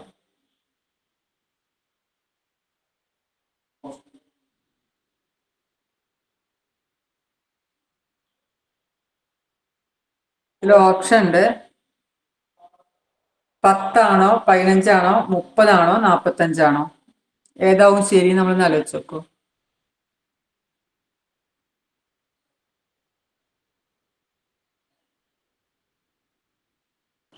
പത്തല്ലേ? 15 10, 15 കൺഫ്യൂഷൻ ഉണ്ട്. നമുക്കപ്പൊ ഒന്ന് നോക്കി വെക്കാം. 15 ആവും വരിക. നോക്കി വെക്കൂ. നമ്മൾ ഈ ക്ലോക്കിന്റെ സൂചിയായിട്ട് ബന്ധപ്പെട്ടപ്പോ നേരത്തെ അസിസ് മാഷ്കൊക്കെ വേണമെങ്കിൽ അവരെല്ലാം ചിലപ്പോൾ അതിന്റെ ഒരു ഇക്വേഷനോ സൂത്രപ്പണിയൊക്കെ ഉണ്ട്, എളുപ്പപ്പണിയുണ്ട്. ഒരു ഇക്വേഷൻ വെച്ചിട്ട് ഇതിന്റെ ഉച്ചത്തിക്ക് എത്താം. നമുക്ക് ആ ഇക്വേഷൻ ഇല്ലാതെ നമ്മളൊന്ന് ആലോചിച്ച് വെക്കാം. നമ്മളൊരു ജസ്റ്റ് ഒരു ക്ലോക്ക് വരച്ച് വെക്കാം. ക്ലോക്ക് വരച്ച് വെക്കുമ്പോൾ നമുക്കറിയാം ഇവിടെ 12 എല്ലാം വരയ്ക്കേണ്ട, ഇവിടെ 6 അതെ, അങ്ങനെ വരയ്ക്കണം. അതെ അതെ പറഞ്ഞു. എളുപ്പപ്പണി ഉണ്ട്, അതിന് എളുപ്പപ്പണി ഉണ്ട്. അതിന്റെ മുന്നേ ഞാൻ ഇതിന് ലോജിക്ക് പറഞ്ഞുതരാം. ഇതിന് ക്രിയ എന്താ വെച്ചാൽ ഇവിടെ 12 ഇവിടെ 6 വെച്ചാല് എപ്പോഴും ക്ലോക്ക് വരയ്ക്കണം. നമ്മളെ മനസ്സിലുണ്ടാകുമ്പോ നമ്മൾ പെട്ടെന്ന് എന്താ പ്രശ്നം വരിക വെച്ചാല് നമ്മള് ക്ലോക്കില് 5, ഇവിടെ 12 മണി നമുക്കറിയാം, ഇവിടെ 5 മണി ഉണ്ടാവും, ഇവിടെ 4 മണി ഉണ്ടാവും. അപ്പൊ നമ്മൾ 5:30 വരുമ്പോ നമ്മളെ മനസ്സിൽ ഇങ്ങനെ വരിക, ഒന്ന് 5-ലും ഉണ്ടാവും, മറ്റേത് 6-ലും ഉണ്ടാവും. അപ്പൊ ഇങ്ങനെയാണ് നമ്മൾ സാധാരണ ക്ലോക്ക് വരയ്ക്കുക. നമ്മളെ മനസ്സിൽ 5:30 എന്ന് വരിക. അപ്പൊ നമുക്കറിയാം ഈ രണ്ട് വരകൾ തമ്മിൽ 30, അടുത്ത ആള് 30, 60, ഇവിടെ ആകുമ്പോ 90, അങ്ങനെയാണല്ലോ ക്ലോക്കില്. മൊത്തം 360 ആണല്ലോ ഉള്ളത്. 360-നെ 12 കൊണ്ട് വരയ്ക്കുമ്പോൾ ഓരോ രണ്ട് സംഖ്യകൾക്കിടയിലും 30 ആണല്ലോ വ്യത്യാസം ഉള്ളത്. അപ്പൊ ഒറ്റ നോട്ടത്തിൽ നമുക്ക് തോന്നും ഇത് 30 ഡിഗ്രിയാണ് ഇവര് വ്യത്യാസം എന്നാണ് നമ്മൾ പെട്ടെന്ന് ഒരു കുട്ടിച്ചിത്രം വരച്ചിട്ട് ഉച്ചത്തേക്ക് എത്തിച്ചാല് എത്താം. പക്ഷെ ഇതല്ലാതെ നമ്മൾ ആലോചിക്കേണ്ടത് എന്താ വെച്ചാല് നമ്മൾ ഈ ക്ലോക്കിലെ സൂചി എന്ന് പറയുമ്പോൾ 2 സൂചിയുള്ളത്. ഒന്ന് മണിക്കൂർ സൂചിയുണ്ട്, ഒന്ന് മിനിറ്റ് സൂചിയുണ്ട്. ഈ ആരോ മൈക്ക് ഓൺ ചെയ്തിട്ടുണ്ടോ? മണിക്കൂർ സൂചി എന്ന് പറഞ്ഞു വെച്ചാല്, ഈ മിനിറ്റ് സൂചി എന്ന് പറഞ്ഞു വെച്ചാല് ഒരു മണിക്കൂർ കൊണ്ട് അത് മൊത്തം കറങ്ങി വന്നിട്ടുണ്ടാവും. 1 മണിക്കൂർ എടുത്തു കഴിഞ്ഞു വെച്ചാല് 1 മണിക്കൂറിൽ അതിന് 360 ഡിഗ്രി സഞ്ചരിക്കണം മിനിറ്റ് സൂചിക്ക്. അപ്പൊ 1 മണിക്കൂർ എന്ന് വെച്ചാൽ 60 മിനിറ്റില് 360 ഡിഗ്രി പോണം. അപ്പൊ 1 മിനിറ്റിൽ അത് 6 ഡിഗ്രി നല്ല സ്പീഡിലാണ് ആ മിനിറ്റ് സൂചി, വലിയ സൂചി സഞ്ചരിക്കുക. 6 ഡിഗ്രി സ്പീഡിലാണ് പോവുക. അതേസമയം മണിക്കൂർ സൂചിക്ക് അത്ര ദൂരം പോകണ്ട. 1 മണിക്കൂർ കൊണ്ട് അയാൾക്ക് ഒരു വട്ടം കറങ്ങണ്ട, ഇവിടുന്ന് ഇങ്ങോട്ട് ചാടിയാൽ മതി, ഒരു 30 ഡിഗ്രി കറങ്ങാൽ മതി. അപ്പൊ 1 മണിക്കൂറിൽ അയാൾക്ക് 30 ഡിഗ്രി പോയാൽ മതി. അപ്പൊ അയാൾ മെല്ലെ അര ഡിഗ്രി വെച്ചിട്ട് മെല്ലെയാണ് മണിക്കൂർ സൂചി പോവുക. ഈ 2 കാര്യം നമ്മളൊന്ന് ആലോചിച്ചാൽ മതി. മിനിറ്റ് സൂചി 6 ഡിഗ്രി സ്പീഡിൽ പോകുമ്പോൾ മറ്റേ ആള് അര ഡിഗ്രി സ്പീഡിലാണ് പോവുക. അത് നമുക്ക് അറിയുന്ന കാര്യമാണ്. അതൊന്ന് ആലോചിച്ചിട്ട് ഈ നേരത്തെ പറഞ്ഞ നമ്മൾ ക്ലോക്കിലൊന്ന് ആലോചിച്ച് വെക്കുക വെച്ചാല് 5:20 എന്ന് പറയുമ്പോൾ നമ്മൾ 5:30 എന്ന് പറയുമ്പോൾ ശരിക്കും ഒരാൾ 5-ലും ഒരാൾ 6-ലും ഇങ്ങനെയാണ് നമ്മൾ പെട്ടെന്ന് മനസ്സിൽ വിചാരിക്കുക. എന്നിട്ട് 30 വിചാരിക്കും. പക്ഷെ നമ്മൾ ആലോചിച്ച് നോക്കും, 5 മണി ആവുമ്പോ 5 മണി ആയ സമയത്ത് ഈ ചെറിയ സൂചി 5-ലും വലിയ സൂചി ഇവിടെ 12-ലും ഉണ്ടാവുക. ഇനി 6 മണി ആകുമ്പോഴേക്കും ഇയാൾക്ക് ഇങ്ങോട്ട് എത്തണം, 6-ലേക്ക് എത്തണം ഈ മണിക്കൂർ സൂചിക്ക്. അപ്പൊ മിനിറ്റ് സൂചി പോണ അത്ര സ്പീഡിൽ പോണ്ട, മെല്ലെ പോയാൽ മതി. ഇപ്പൊ ഇവിടെ 5:30 അപ്പൊ ഓരോ മിനിറ്റിൽ അര വെച്ചിട്ട് ഇയാൾ മെല്ലെ 6-ലേക്ക് നീങ്ങാൻ തുടങ്ങിയിട്ടുണ്ടാവും. അപ്പൊ ഇവര് തമ്മിലുള്ള അകലം പിന്നെ 30 ഉണ്ടാവില്ല, 30-ന് 15 കുറച്ചിട്ട് 15 ഉണ്ടാവുള്ളൂ. 15 ഡിഗ്രി ഇവര് തമ്മിലുള്ള അകലം ഉണ്ടാവുള്ളൂ. അപ്പൊ ഈ ക്ലോക്കുമായിട്ട് ബന്ധപ്പെട്ട കണക്ക് വരുമ്പോ ഈ എത്ര മിനിറ്റ്, ഇവിടെ 30 മിനിറ്റ് കഴിഞ്ഞു. അപ്പൊ 30-ന്റെ അര എന്ന് പറഞ്ഞാൽ 15 ഡിഗ്രി ഇങ്ങോട്ട് നീങ്ങിയിട്ടുണ്ടാവും. ആ ഒരു ലോജിക്ക് വെച്ചിട്ട് ഇതിന്റെ ഉച്ചത്തേക്ക് എത്താൻ പറ്റും. ഇനി ഇതിന്റെ ഒരു ഇക്വേഷൻ ഉണ്ട്. ഈ PSC കോച്ചിങ്ങിനൊക്കെ നടക്കുന്ന ട്രിക്ക് പറഞ്ഞെടുക്കുന്നവര് ചില ഇക്വേഷൻ പറഞ്ഞെടുക്കും. ആ ഇക്വേഷൻ ഇതിലുള്ളവരുണ്ടെങ്കിൽ ഒന്ന് പറഞ്ഞെടുത്തോളൂ. എളുപ്പപ്പണികൾ ഉണ്ടല്ലോ. സിസ്മാഷ് പോയോ? ടീച്ചറെ പോയിട്ടില്ല, കേൾക്കുന്നുണ്ട്, ഉഷാറായി പോകുന്നുണ്ട്. തീവണ്ടിയുടേതൊക്കെ വളരെ പെർഫെക്റ്റാ. പിന്നെ ഞാനത് നമ്മള് പിക്ചർ വരച്ചിട്ടായി ചെയ്യാറ്.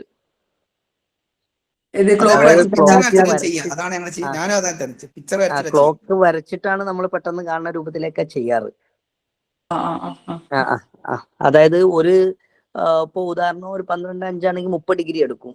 എന്നിട്ട് ക്ലോക്കിൽ മണിക്കൂർ സൂചി മുന്നിലാണോ മിനിറ്റ് സൂചി ബാക്കിലാണോ നോക്കും. മുന്നിലാണെങ്കിൽ നമ്മൾ കൂട്ടും, ബാക്കിലാണെങ്കിൽ കുറക്കും. ആ ഒരു ട്രിക്കാണ് അവിടെ ഉപയോഗപ്പെടുത്താറ്. വേറെ വേറെ ഇക്വേഷൻ ഒക്കെ വെച്ചിട്ട് ചില കുട്ടികള് ഈ USS കോച്ചിങ്ങൊക്കെ ചെയ്തിട്ട് കാണാം. ഇതിപ്പോ മാഷ് പറഞ്ഞ പോലെ ഇങ്ങനെ നമ്മള് എന്തായാലും ഇതിന്റെ കൺസെപ്റ്റ് മനസ്സിലാക്കി പഠിക്കുക നമുക്ക് എപ്പോഴും മറക്കില്ല. ഇപ്പൊ സമയം ഇപ്പൊ 4:20 ആണെന്ന് വിചാരിക്കുക.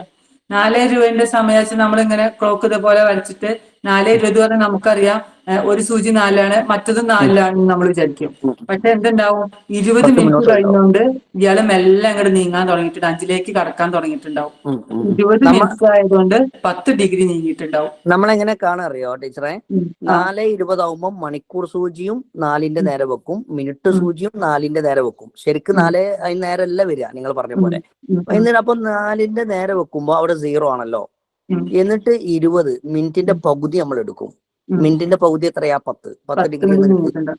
ഒറ്റയടിക്ക് ആൻസർ കിട്ടും. അഥവാ ക്ലോക്ക് നമ്മൾ വരയ്ക്കുന്നു, 4:20 ആണെങ്കിൽ 4ന്റെ നേരെ മണിക്കൂർ സൂചിയും വെക്കും, 20ന്റെ നേരെ മിനിറ്റ് സൂചിയും വെക്കും.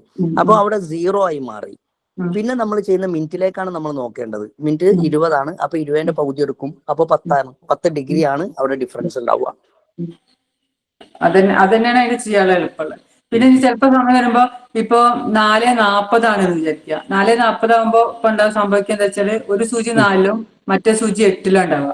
അപ്പൊ ഇവിടെ 4 ഉണ്ട്, 5 ഉണ്ട്, ഇവിടെ 6 ഉണ്ട്, 7 ഉണ്ട്, 8 ഉണ്ട്. അപ്പൊ നമ്മൾ ഒറ്റയടിക്ക് കണക്കാക്കുമ്പോ 30, 60, 90, 120 കണക്കാക്കി വെക്കുക. എന്നിട്ട് 40 മിനിറ്റ് കഴിഞ്ഞു ഇവിടെ. 40 മിനിറ്റ് എന്ന് പറഞ്ഞാൽ ഈ 4ന് സൂചി ഇങ്ങോട്ട് 5ലേക്ക് ഇങ്ങോട്ട് നീങ്ങാൻ തുടങ്ങിയിട്ട് 40 മിനിറ്റ് എന്ന് വെച്ചാൽ 20 ഡിഗ്രി ഇങ്ങോട്ട് നീങ്ങി കഴിഞ്ഞു. പിന്നെ ഇവര് തമ്മിലുള്ള 120 ആ 20 കുറച്ചിട്ട് ബാക്കി 100 ഉണ്ടാവുള്ളൂ. അപ്പൊ നമ്മള് അല്ല, ഇത് നമ്മൾ പറഞ്ഞ പോലെ ഇപ്പോ ടീച്ചറെ 4 മുതൽ നിങ്ങള് 4 ഇത് എഴുതിയല്ലോ. അപ്പൊ അവിടെ 120 ഡിഗ്രി ആണുള്ളത്.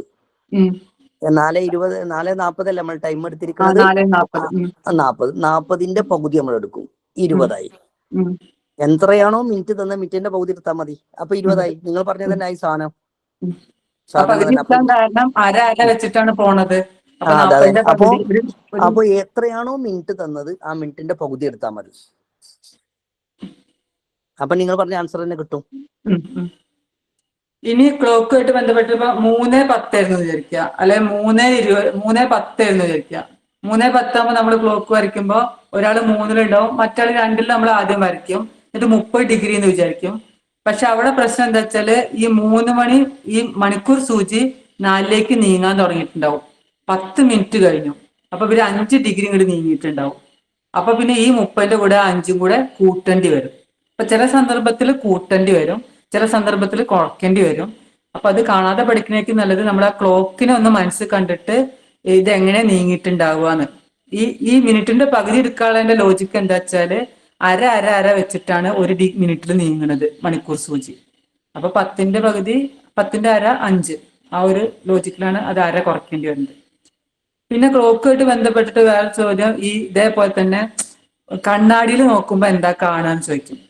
അപ്പൊ ഒറ്റ നോട്ടത്തിൽ നമ്മള് 4:40 എന്നൊക്കെ പറയുമ്പോൾ നമ്മൾ ഈ സൂചി ഇങ്ങോട്ടും ഈ സൂചി ഇങ്ങോട്ടും എന്ന് പെട്ടെന്ന് നമ്മൾ നേരെ കണ്ണാടിയിൽ നോക്കിയിട്ട് വരയ്ക്കും. അപ്പൊ നമുക്ക് തെറ്റിപ്പോവും. അപ്പോ ഇതേപോലെ അവിടെ ഒരു സംഭവം സംഭവിക്കുന്നുണ്ട്. ഈ മണിക്കൂർ സൂചി ലേശം നീങ്ങുന്നതുകൊണ്ട് ഇവിടെ ആ പ്രശ്നം വരും, ഇവിടെ അങ്ങോട്ട് കുറയും. അപ്പൊ ഈ കണ്ണാടിയുടെ കണക്ക് വരുമ്പോൾ നമുക്ക് എളുപ്പത്തിൽ കാണാനുള്ള ഒരു സൂത്രം, ഇപ്പൊ 4:10 ആണെങ്കിൽ നമുക്ക് എന്ത് ചെയ്യാം, നമുക്ക് 12 മണിന്ന് ഇത് കുറച്ചാൽ മതി. ഇപ്പൊ 12 മണിന്ന് കുറയ്ക്കുമ്പോൾ ചിലപ്പോൾ നമുക്ക് തെറ്റും. കാരണം 12:008 നമുക്ക് ഈ 100 എന്നുള്ള കൺസെപ്റ്റ് വരും. ഈ മണിക്കൂറും മിനിറ്റ് ഒക്കെ ആകുമ്പോൾ 60 വരുള്ളൂ, 100 വരില്ലല്ലോ. അപ്പൊ 12 കുറയ്ക്കുന്നതിന് പകരം 11:60. 11:60 പറഞ്ഞാൽ 12 ആണല്ലോ. 11 മണിക്കൂർ 60 മിനിറ്റ് പറയുമ്പോൾ 12 ആണല്ലോ. 11:60 ഈ 4:40 കുറച്ചാൽ മതി. അപ്പോ ബാക്കി എത്ര വരും? 14 കുറച്ചാൽ 7:20.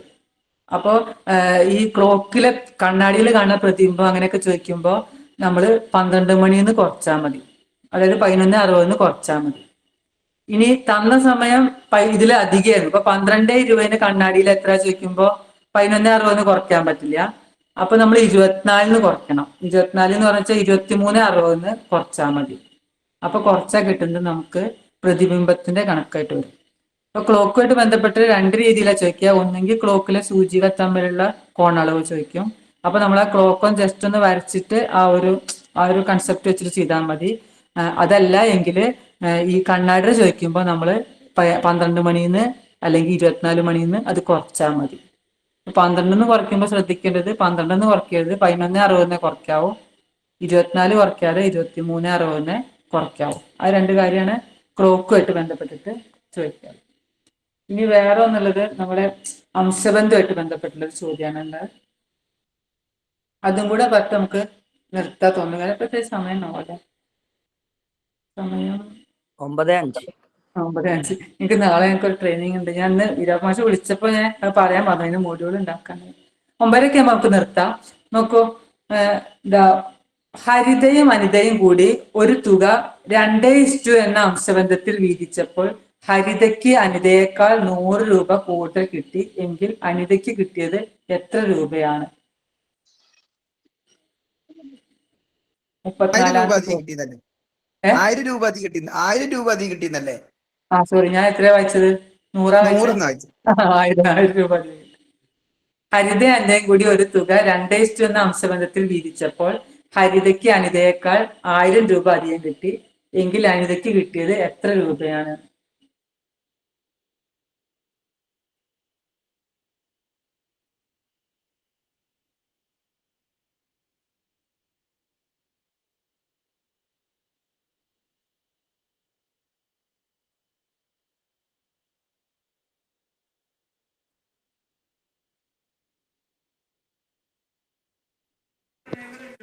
ഒരു 2000 ആണ് ഒരു രൂപ. അപ്പൊ 1000 രൂപ. ഇത് ഈ രണ്ടും ഒന്നൊക്കെ ഏതാണ്ട് നമുക്കിത് എളുപ്പത്തിൽ ഒന്ന് മനസ്സിൽ നമുക്ക് ഇക്വേഷൻ ഇല്ലാതെയൊക്കെ മനസ്സിലാക്കാൻ പറ്റും. ഈ അംശബന്ധമായിട്ട് ബന്ധപ്പെട്ടിട്ട് 2 കാര്യം മാത്രം നമ്മൾ ആലോചിച്ചാൽ മതി. ഒന്ന് എന്താ വെച്ചാൽ 2 രീതിയിൽ അംശബന്ധം വരിക. ഒന്ന് ആകെ കിട്ടിയത് വെച്ചിട്ട് വരും. അതായത് ഇപ്പൊ ഒരാള് 2:3 എന്നുള്ള അംശബന്ധത്തില് സാധനം ഭാഗിക്കുകയാണ്. അപ്പൊ ഒരു 5000 രൂപ ഉണ്ട്. അപ്പൊ എത്ര കൊടുക്കണ്ടേ? അപ്പൊ 5000 രൂപ നമുക്കറിയാം. ആകെ 2, 3 കൂടെ 5 ഉള്ളത്. 5-ൽ 2 ഇയാൾക്കും കൊടുക്കണം, 5-ൽ 3 ഇയാൾക്കും കൊടുക്കണം. അങ്ങനെയാണ് നമ്മൾ ആകെ തന്നു കഴിഞ്ഞു വെച്ചാല് കണക്കാക്കാനുള്ള ചോദ്യം വരുമ്പോ. അപ്പൊ 5000 രൂപ കിട്ടിയെന്ന് വെച്ചാൽ 5000ന്റെ 5-ൽ 2 ഭാഗം ഇയാൾക്കും കൊടുക്കും, 5000ത്തിന് 5 ഭാഗമാക്കിയിട്ട് 3 ഭാഗം ഇയാൾക്കും കൊടുക്കും. അപ്പൊ ആകെ തന്ന് അങ്ങനെ ചെയ്യാൻ പറ്റും. ചിലപ്പോ ആകെ തരാതെ ഒരാൾക്ക് ഇത്ര കൂടി മറ്റാൾക്ക് അപ്പൊ എത്ര കൂടും? ഒരാൾ 2:3 ഭാഗിക്കുകയാണ്. ഒരാൾക്ക് 2000 കിട്ടിയാൽ മറ്റാൾക്ക് എത്ര വെച്ചാൽ നമുക്ക് ഒറ്റയടിക്ക് അറിയാം 3000 എന്നറിയാം. കാരണം 2 നേരെ ഗുണിച്ചാൽ മതി.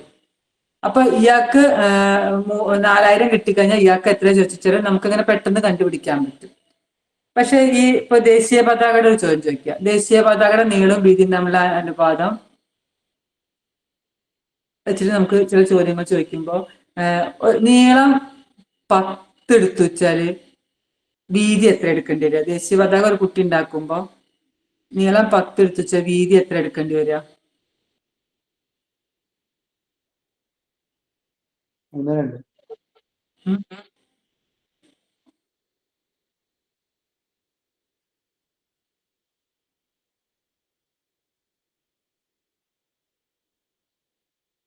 സംശയത്തിലൊരു ചോദ്യത്തിൽ വേറെ ഉണ്ടോ നോക്കാം. എത്ര എടുക്കേണ്ടി വരിക?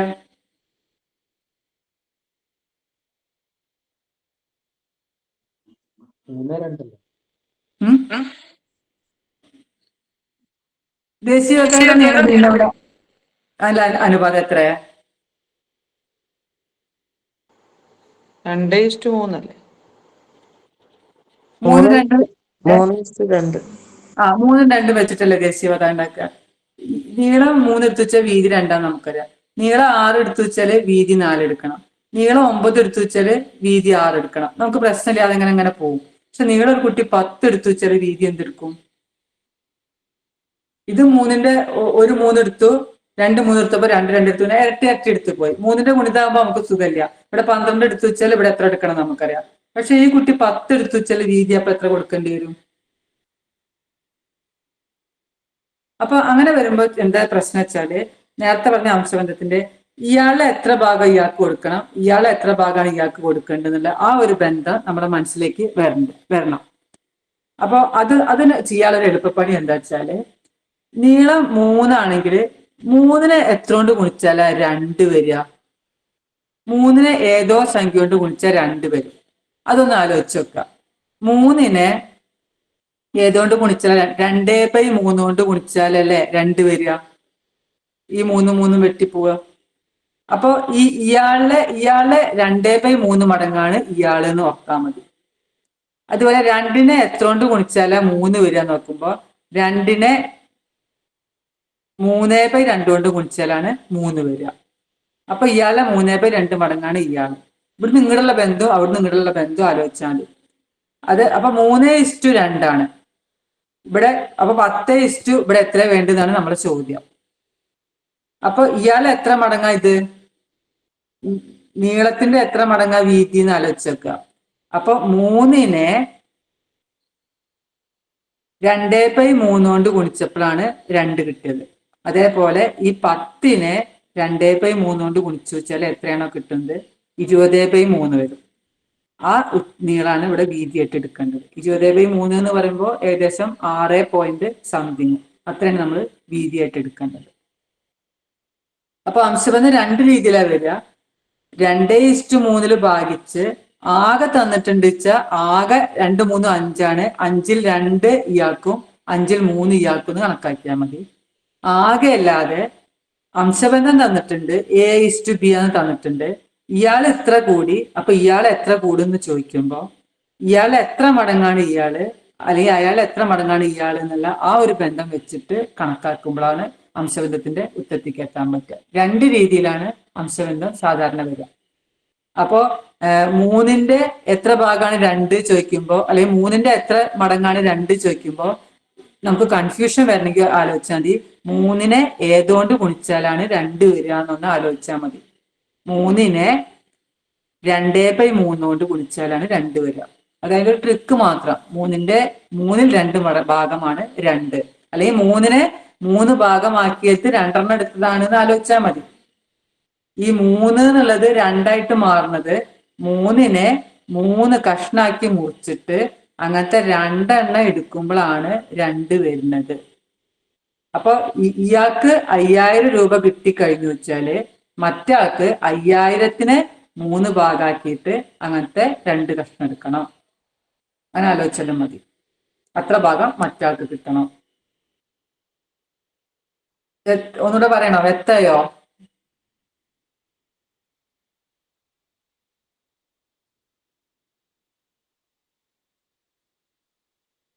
എല്ലാവരും ശ്രദ്ധ പോയിട്ടുണ്ടാവും കുറെ നേരം കണക്ക് പറയുമ്പോഴേ. ഓക്കെ ടീച്ചർ, ഇന്നത്തെ നമുക്ക് അവസാനിപ്പിക്കാം.